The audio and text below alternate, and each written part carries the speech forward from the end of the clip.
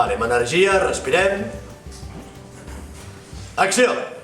Era un treball molt intensiu durant 3 dies, però pel temps que hem tingut i tot això, a mi em sembla que podríem fer una bona valoració. Ara és qüestió de veure-ho tot enganxat i a veure què passa.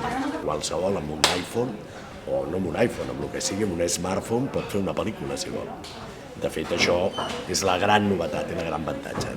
Llavors ha afectat d'una manera com positiva per tothom i d'una manera no tan positiva per el que entenem com a cine clàssic.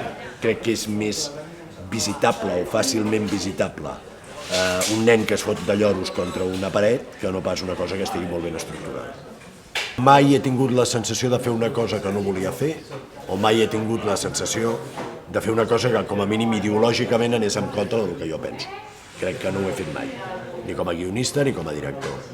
Quan tu treballes com a guionista una idea que després esperes que allò es converteixi en un producte audiovisual, tu el que estàs fent és que t'estàs casant amb la idea, és un matrimoni. Trobar una bona idea sempre és molt difícil.